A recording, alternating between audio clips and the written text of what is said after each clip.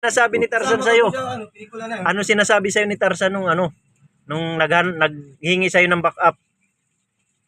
Di may tili pagsasalita yun. Parang ano yun. Ano ba yun? Chinese. Eh, narinig po namin kanina eh. Pagtatawag naman yun. Pagkatawag. Ah. Siyempre pag nagtatawag ka, di ba? Oo. Nahirapan ka. Paano nga pagtawag nun? Yun na nga yun. Ano nga yun? Yun na yun.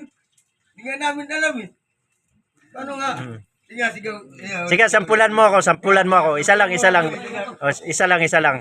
Oh, may libre sa akin ngayon soft drink si Bogart. Gusto mo 1,000. 1,000. Sa limang bugbog. Ang mahal naman yung Bogart. Sobrang yan. 10,000 daw kasi motor eh. 10,000 kasama cellphone. Kasi ang ganda kanina, di ko lang talaga na yung huni ni Tarzan. Ibig sabihin, nagkaintindihan pala kay Tarzan. Naghingi sa'yo ng backup. Ginaya ko lang yun. Ginaya mo lang. Kaya naman pala eh. Huwag nyo naman si Bogart.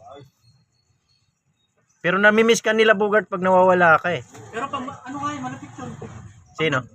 Natakbo lang sapatos. Sino? Tarzan. Natakbo nang walang sapatos, Tarzan. Nililigawan niya. Ang tatay niya, yung mga kasok. May mayaman yung babae. Eh, nasalaman na magkakagustuhan sila, kinakas yung babae. Eh, pinunta ni Tarzan. Oh, di ba? Wala kayo kay Bogart, alam niya yung alam niya yung kwento ni Tarzan. Parang Manila to, ano, dito sa Tondo. Ay, Manila to Tondo. Laguna to, Tondo. Laguna. Ang layo ah. Oo. Layo niya, Gert. Laguna to Tondo. Tinakbo niya. Layo nun.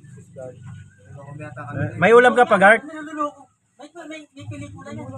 Huwag nyo niluloko si may pelikula nga si Tarzan eh. Napanood mo, Gert?